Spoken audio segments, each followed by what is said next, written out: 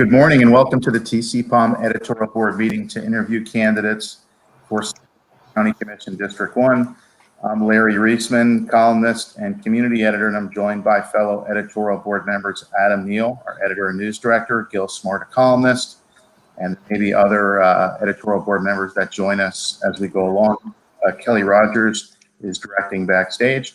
I'll leave the questioning and open it up to other editorial board members at the end. Kelly will direct the video coverage, and if we get to questions from our social media audience, she might decide to pose one or two at the end of the session. Thanks to our candidates, Chris Dzadovsky and Ryan Collins, for streamlining this process by completing questionnaires ahead of time. Board members have reviewed them, and those questionnaires can be found at tcpalm.com elections, tcpalm.com/elections, along with other stories, videos, and informations about the November 3rd election. At the conclusion of this interview, editorial board members will discuss possibly writing an editorial to recommend a candidate in the race. We've got several questions for the candidates today, and we might end up having more of a conversation than just a simple Q&A. Our goal is to be completed in 45 minutes. Because of time constraints, we ask that you keep your answers concise. Just like when you're on the dais, you have to determine what that means and be respectful of others. We'll start the questioning with Chris.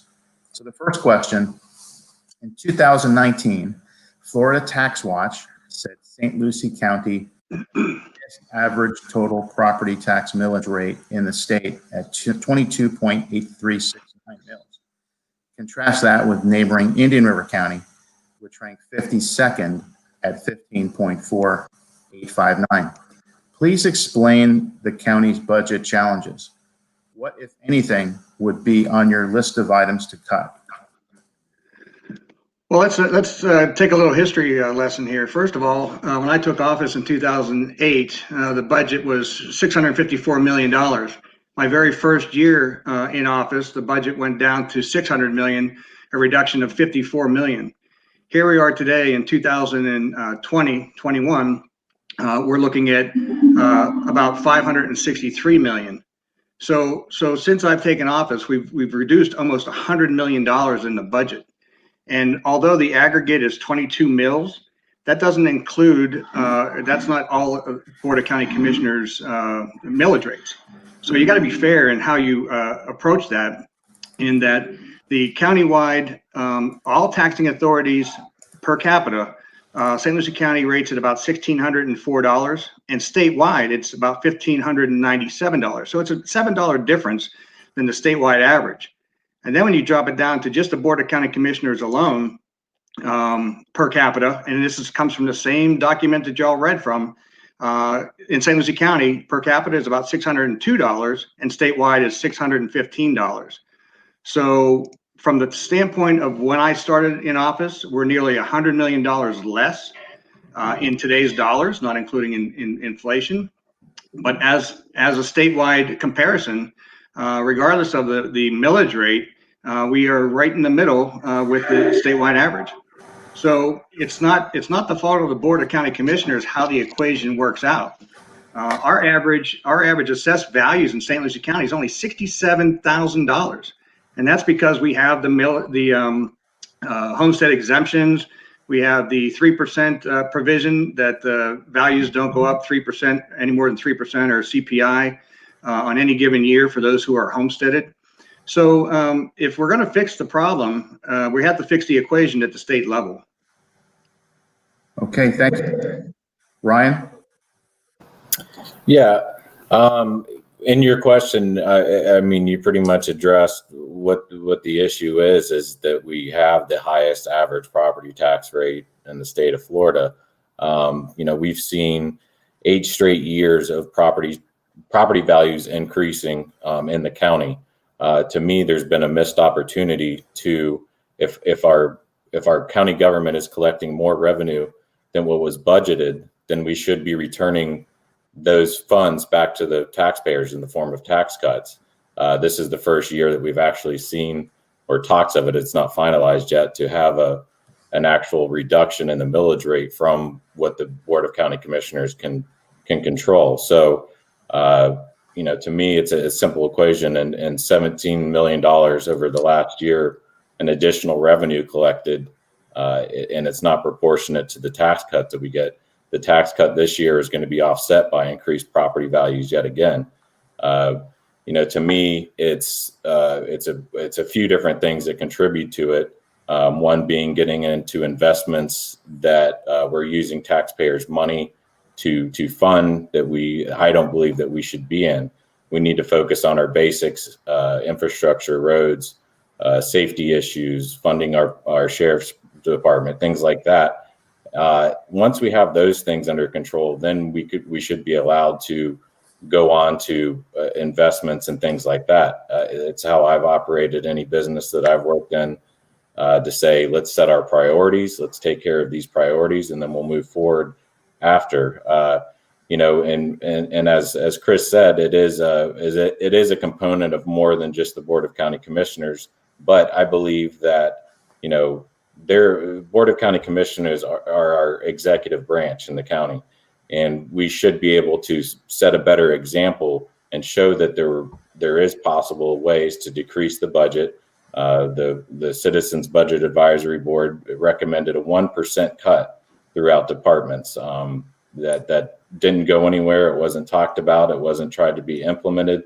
I mean, to me, there's simple things that we can move towards to get away from having that label as being the highest average property tax rate in the state of Florida.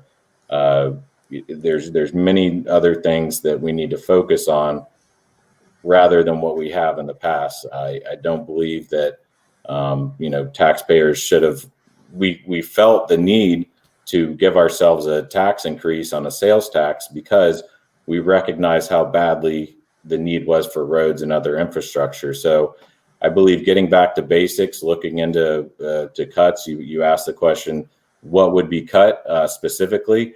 We looked to Port St. Lucie. They've been able to reduce the millage rate on their council for 5 straight years now without any noticeable reduction in services or anything being cut. So it is possible, and that's what the major focus should be, is to get the budget in line with our neighboring counties, like you said. Chris, any other thought on that? Absolutely. And again, I'll report back to you that my first year in office, the budget was $654 million. And today, for 2021, it's $563 million. Last year alone, we reduced the budget by $27 million. So I would ask my opponent, where do you want to cut? In the last 10 years, we've invested $30 million in public safety, including the sheriff's office, 800 megahertz safety system, jail security, and all the maintenance that goes along with that, 9/11 systems. And these are all county-wide investments. We even partnered with Martin County on the 800 megahertz system to reduce the cost of the county.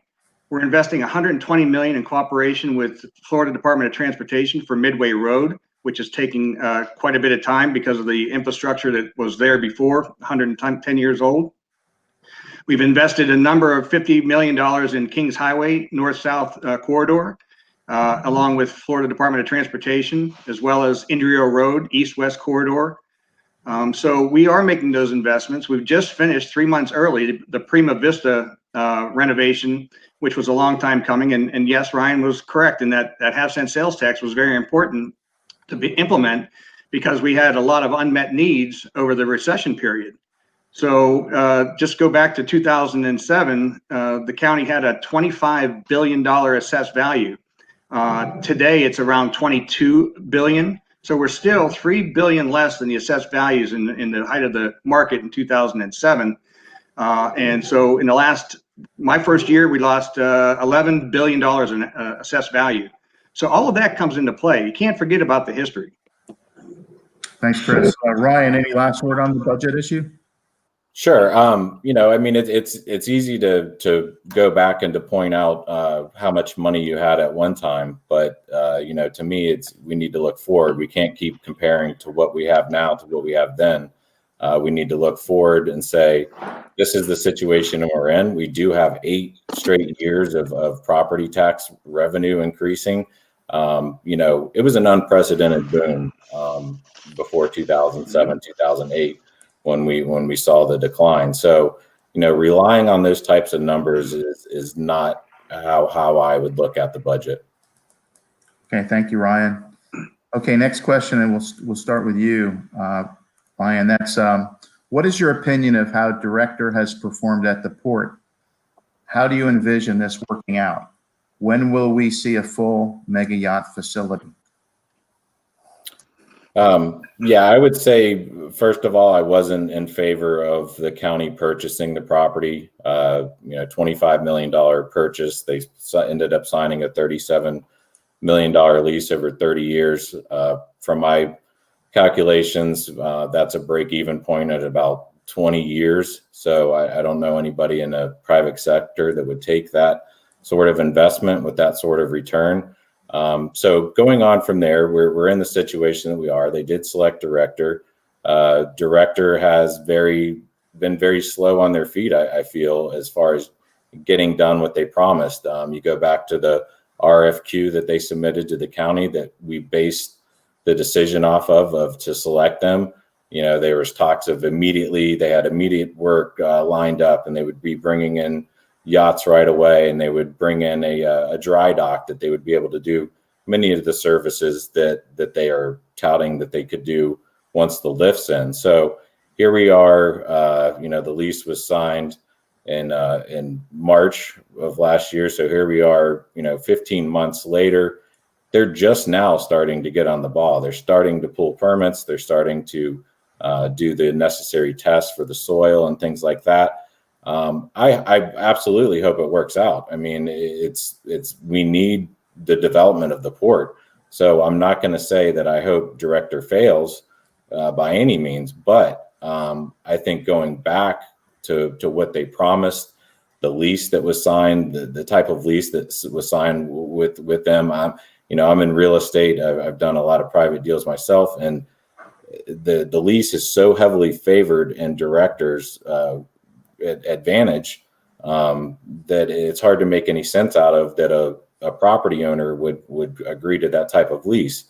But going forward, they did make their first rent payment. We've been subsidizing them to sit there rent free for almost a year and a half. So they did make their first rent payment on the 1st of September, which was good news. We've taken, going back to the budget, we've said that in the past, the commissioners have said that, they want to build the reserve, but at the same time, when it came to making the land purchase, it wasn't a big deal to take $1 million out of the reserve funds in order to fund that. So let's hope it works out. If it doesn't, if they don't hold to their end of the deal, which is basically only the lease payments at this point, then we need to find a new operator, or even more, look into selling the property. Thanks, Ryan. Chris? Okay, so yes, the agreement was made with Director Fort Pierce, and the reason being is that they have a 72-year history in the business of running a port and ports. So they have a clear history of success. We have taken a 110-year-old port, and we're turning it into a mega yacht facility. With that, there's a lot of infrastructure that has to be done. The engineering has to be completed. The ground testing had to be done. We're working on a brownfields situation because the Board of County Commissioners wanted to make sure that this process was going to be environmentally sound. So once the warehouse was torn down, there was found some contaminants in the soil. So we agreed with the state of Florida. We're working with the Regional Planning Council to clean up that refrigerant that was used back in the day. So that's a process that's ongoing. The warehouse took a little longer to come down because we were right in the middle of the pandemic shutdown, as well as currently they're still engineering the electrical loop, as well as the Fort Pierce Utilities water suppression loop. So that's all being engineered and in process. We have moved forward with $8 million in roadway improvements. That was an agreement between the city of Fort Pierce Utilities, the county, and Florida Department of Transportation. So those investments and improvements have begun. We had to work with the state to get the submerged land lease extended so that the vessels that would come in will be much larger than the submerged land that we had access to.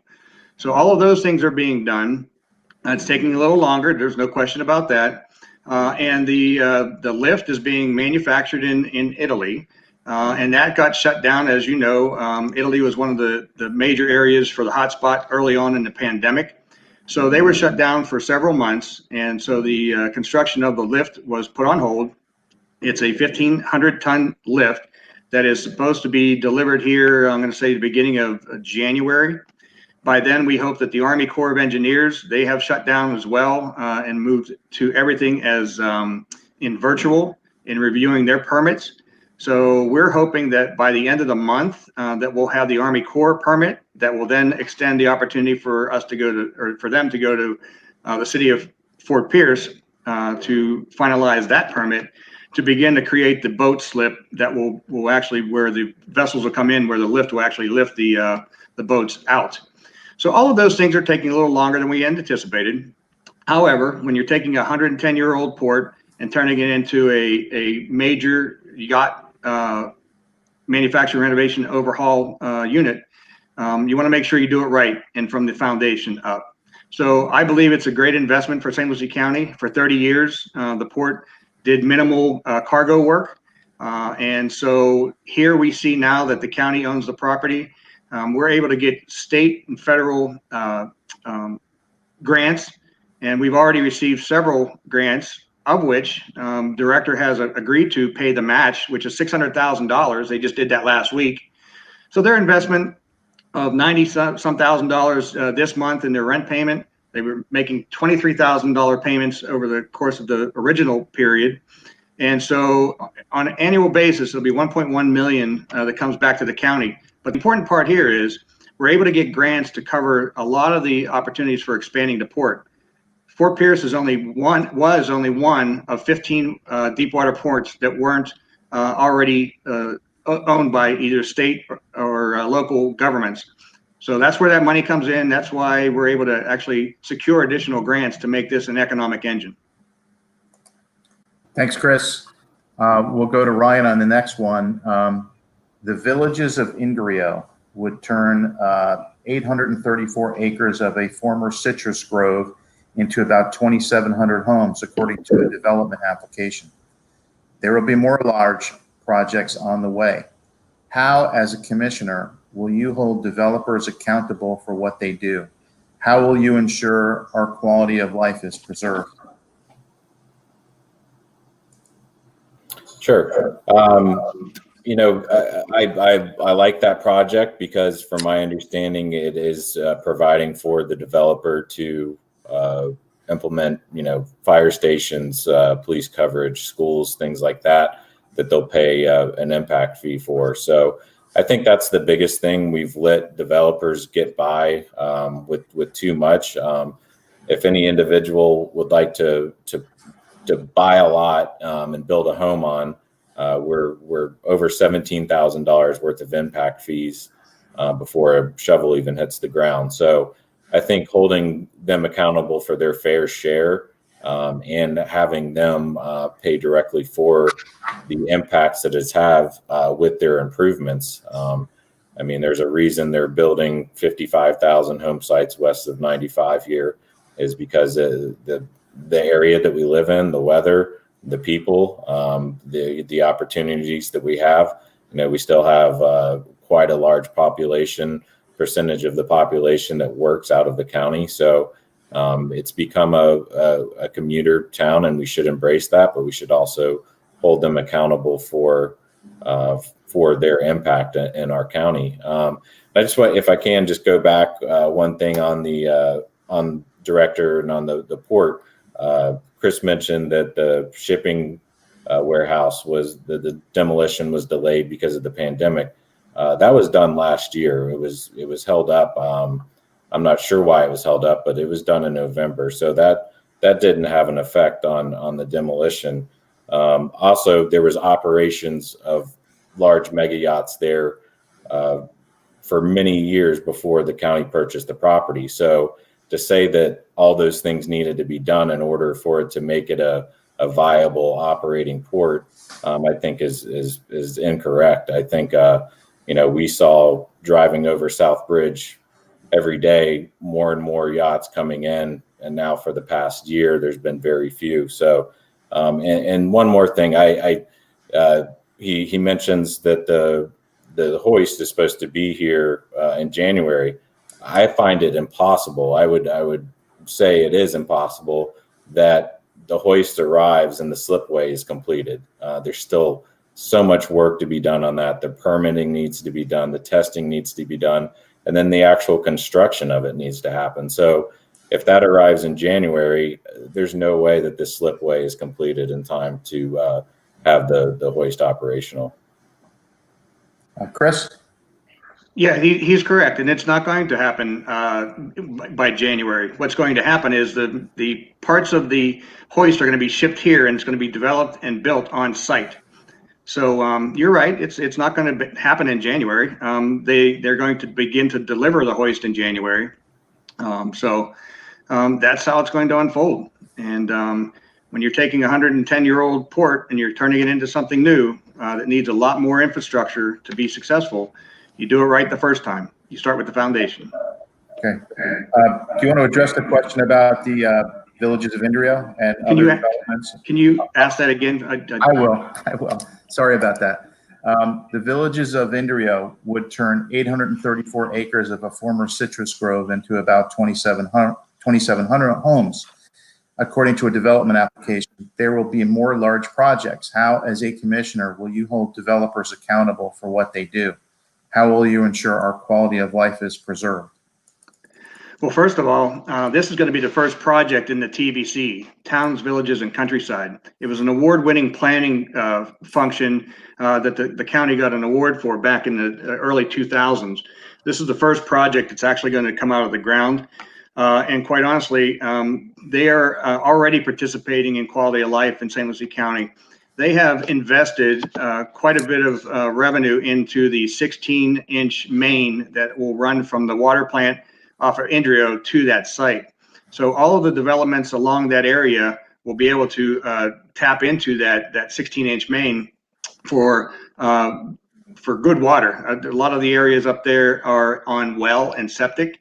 And so here's an opportunity for communities to actually get potable water, reduce their cost of water in their homes with softening systems and filtration systems. So here's an opportunity where development's coming in and adding a benefit immediately for those who wish to participate in getting potable water. The other is, as stated, the impact fees are part of what we do to ensure that future development is paying for itself as best it can. And they're following a lot of the TVC, or actually they're following all the TVC components, which includes an affordable housing provision. So we know that housing continues to increase in cost as well as rents. And so the affordable housing provision is incredibly important for this development, number one, but as important for St. Lucie County residents to be able to afford to live in our community. So those are really important issues. We are moving forward. They haven't come through with the final site plan, but in that process, what I try to accomplish is making sure that in the case of stormwater and infrastructure elements, that the water stays on site so that it doesn't discharge downstream into ultimately the lagoon or canals. And so making sure that there's no opportunity for flooding in that community. All of those things are going to be important from an infrastructure standpoint. And again, the affordable housing is going to be an important element of this. The other side of it is it's balancing the county a bit. As we know, Port St. Lucie is growing strong, but here's one of the first developments north of Midway Road and to the northern part of the county that will help to provide, again, quality living space in balancing the county. Thanks, Chris. And I'll just ask you this question since you were on the commission as this is going on, but where are these people going to work? Well, that's actually an even better question. So in the last 10 years, we have moved everything from rooftops, retirees, and tourism as our economic engine more into manufacturing, distribution. So we have changed and reduced the policies in St. Lucie County to be able to get business into business faster. Maverick Boats is right there just off of St. Lucie Boulevard, just south of this project. Pursuit Boats, each of them, well, Maverick has put a 200,000 square foot facility expansion in, and they are looking to do another expansion down the road. Pursuit, 200,000 square foot expansion, looking to exceed almost 500,000 in the next phase. So there's hundreds of jobs there alone. Of course, we talked about the port. We're in the middle of the port master plan update, which will include, of course, Director Fort Pierce Yacht and Ship, and what will happen with the Bell property, the 67 acres of green space, who are actually at the table today for the first time in a decade. They're talking with us to try and bring in additional development for that. So hundreds and hundreds of jobs are being created there. Furthermore, we have supported and been part of Port St. Lucie's expansion in manufacturing with TAMCO and a number of the other Sansone. All these developments, these manufacturers are coming here for a reason. And that's because we have reduced the hurdles to get into business faster. And we do provide tax abatement, no cash incentives, meaning that we are not taking taxpayer dollars and giving them away. These companies have to invest in order to be able to receive the tax abatement. And quite honestly, all that extra tax that comes in, it doesn't come to the St. Lucie County coffer. All the other taxes are collected, such as fire and water districts and children's services and you name it. They're all still collected. But we don't get that revenue and we don't get the jobs unless the investment is made. So it's a rebate. So that's how we're going to continue to build the jobs in St. Lucie County for the next 10 years, I hope. Thanks, Chris. Ryan, where you talked about St. Lucie County being a commuter county, where are all these people going to work that are coming into all these new homes? Yeah, that's a great question. You know, in real estate, I've had a ton of buyers either from the Northeast of the United States or from down South Florida. So a lot of them choose to move into our area because of the affordability versus where they are and getting away from the terrible weather up north, of course. But so there to me, there's always going to be an element where until we get to that size population of counties to ourselves, we're always going to have a lot of commuting from people, from residents here that are going down there. Years ago, I felt like Port St. Lucie specifically should have embraced that rather than throwing hundreds of millions of dollars towards possible job creation and industry creation. So, you know, there has to be a little bit of embracing who we are, but bringing jobs in, I think, comes with us setting the best environment and the best conditions for them to be successful, which would be removing restrictions, removing barriers, and also improving our infrastructure. That has to be the main component, and we need to do that off of solutions rather than raising taxes in the future. So I think it's a natural progression of from down south to here that we're going to start seeing more and more industries and more big companies come in and want to invest here. Big component of it also needs to be education. We need to continue on and really beef up our job training and technical trainings and things like that towards the manufacturing, towards jobs that we've identified as possible suits for coming in here to the county. All of that together will bring a natural or organic growth in jobs. Thanks, Ryan. We'll give you the next question to start off with. What metrics have you used or will you use to determine whether you are making progress with regard to the Indian River Lagoon? And the second part of that question is, what have you personally done in the past year to contribute to its health? Sure.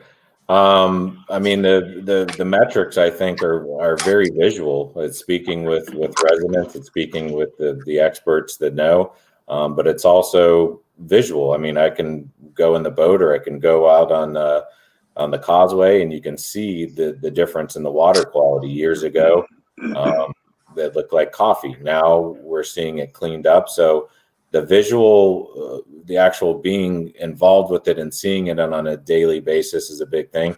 And then being in contact with the experts, being in contact with other citizens that have this knowledge and know the history of our waterways, I think is the biggest metric that we can look towards.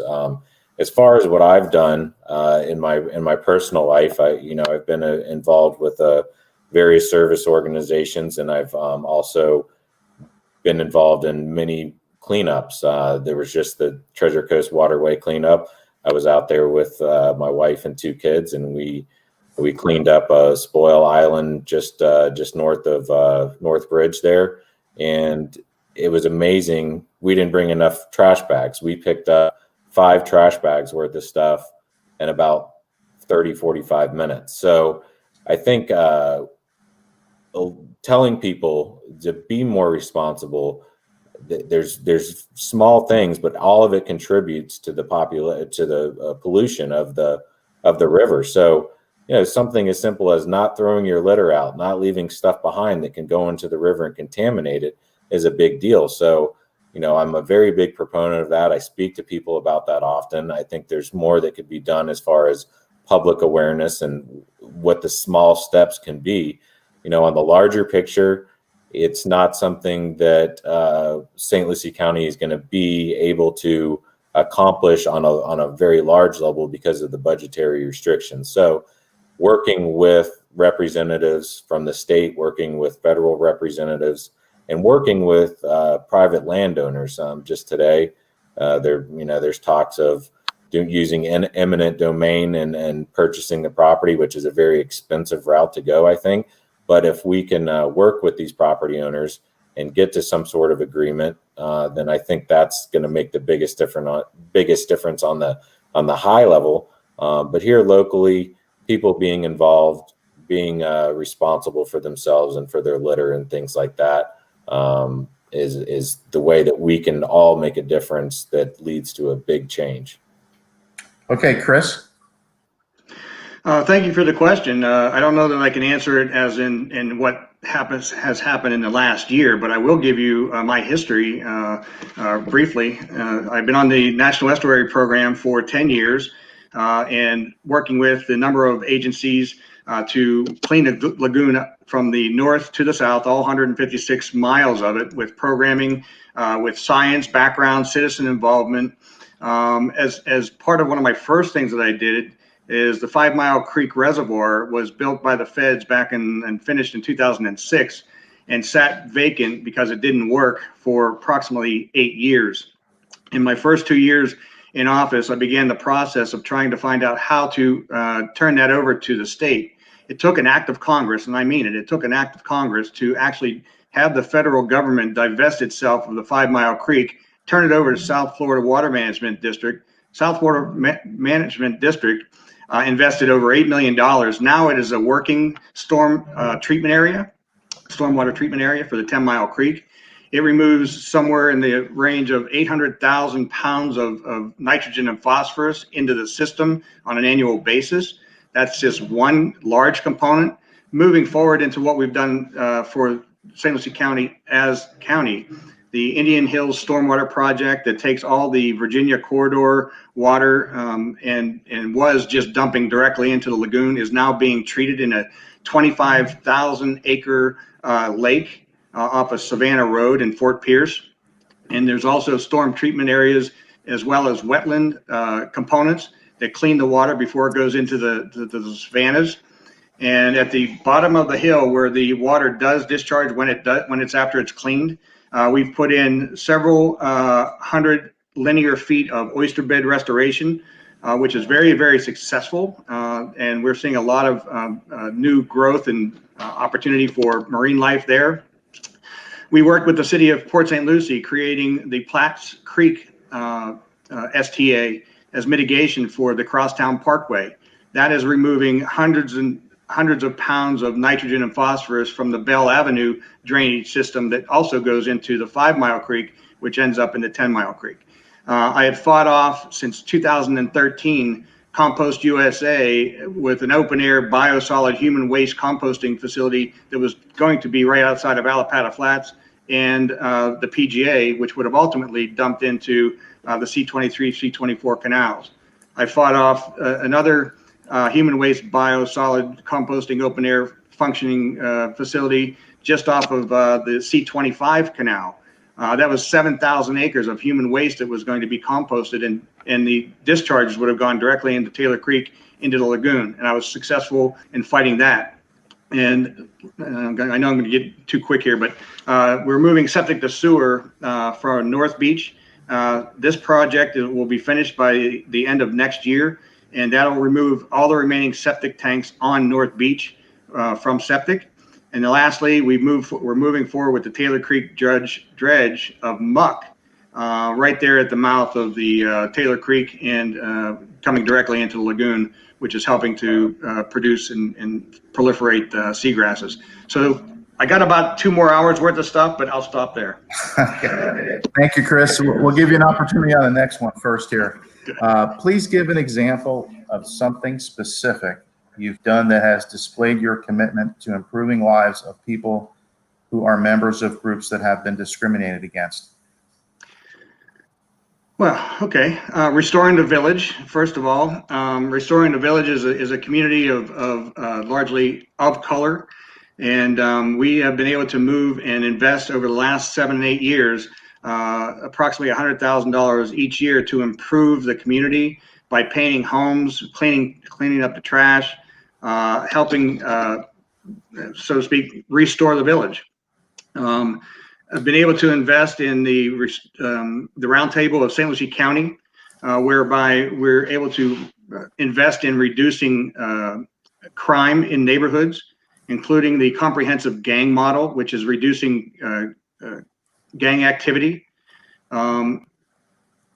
Really putting a foundation around the community that has been discriminated against and has had an area of impoverishment.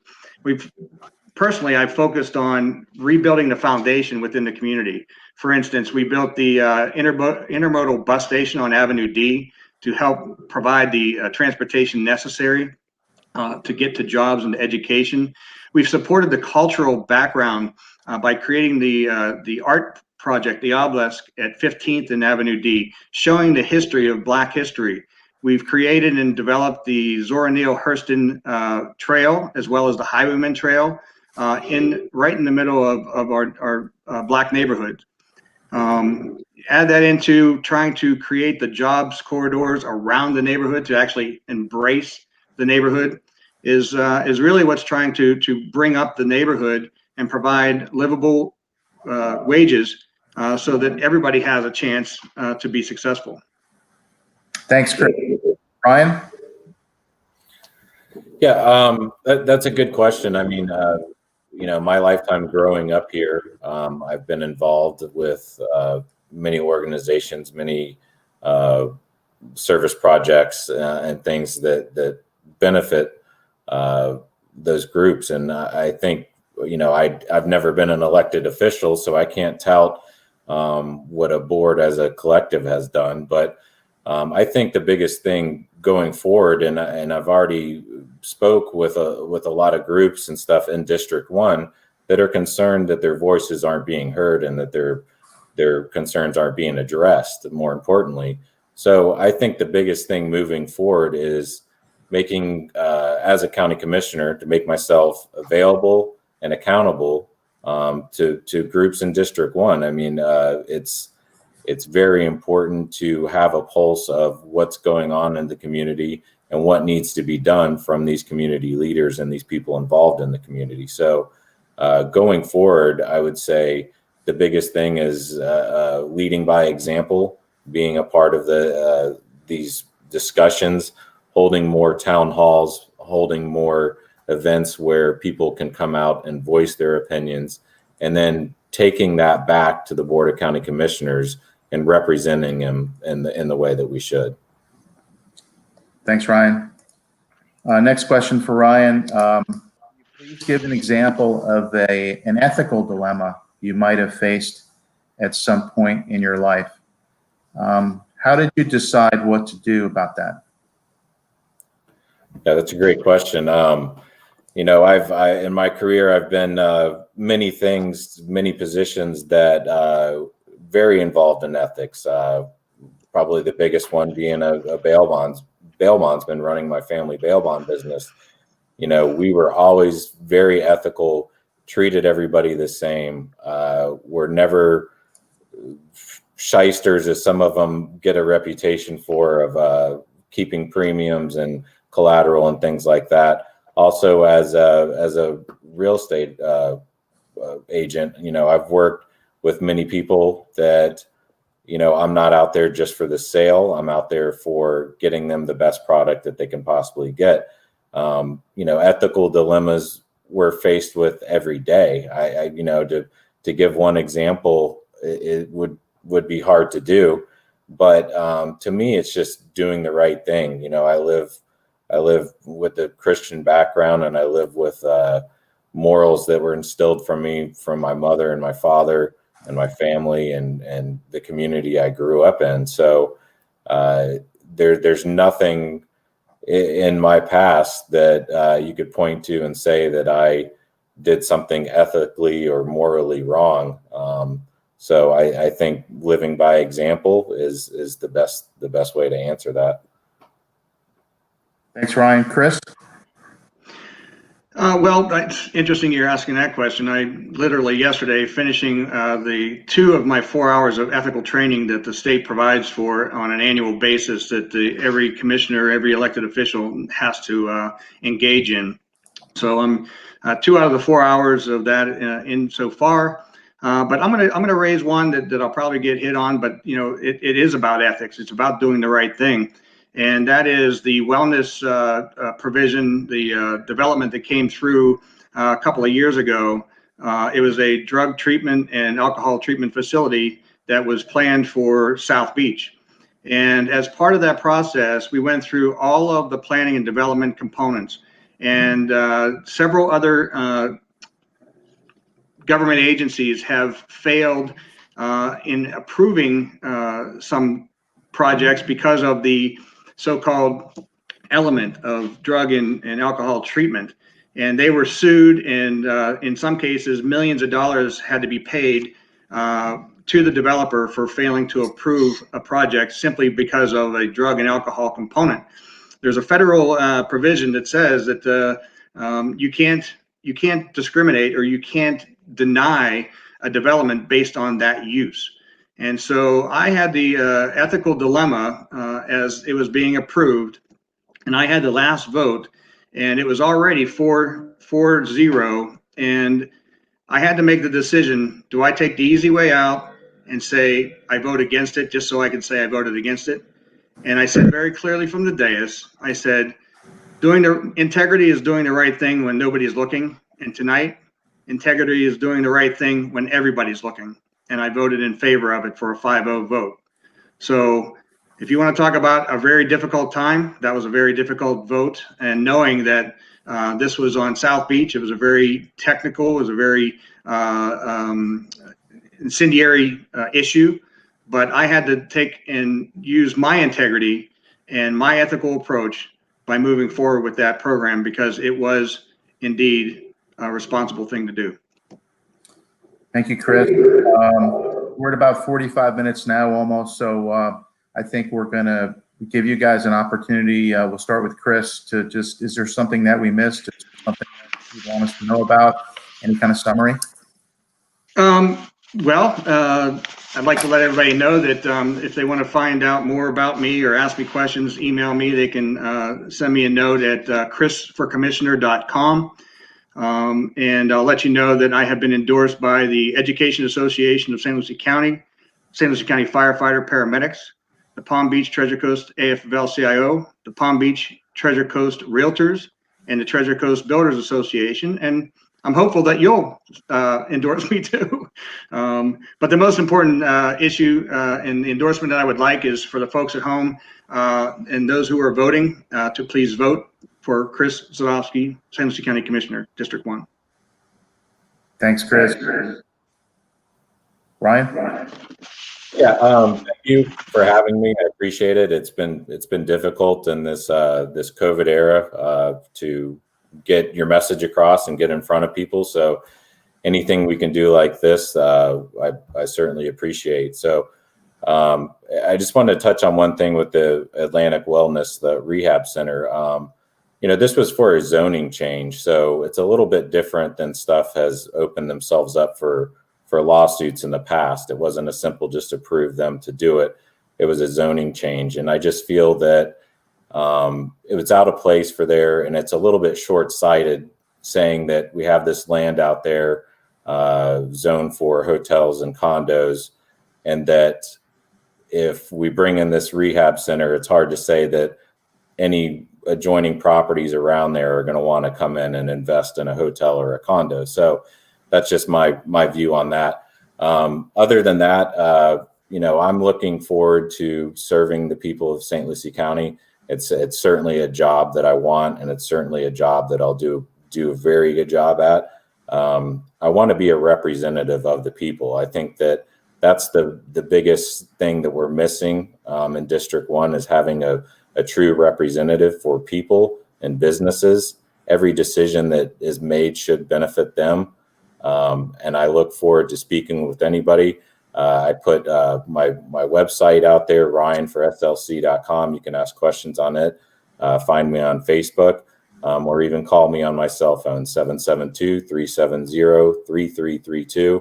I look forward to taking calls from people, and I really like this opportunity because not only has it been a educational experience for me, but I feel like I've been able to go out into the community and educate people about what issues are and get a response that is helpful in going forward and getting everything on the right track in our county. So I look forward to getting to work, and I ask for your vote on November 3rd. Thank you. Thanks, gentlemen. We appreciate your joining us today. And for those of you out there in the community, you can learn more about these candidates and other races on the November 3rd election by logging on to TCPalm.com. Thank you guys again for running and being part of the community. And good luck on the campaign trail. Thank you. Thank you. Thanks, everybody. I just want to say, I want to thank Ryan for running a clean campaign. When we're seeing all this stuff that's going on around the country, I'm just proud that we are running a clean campaign with each other. And that's what I'm very grateful that that's what we're doing. Absolutely. Thank you.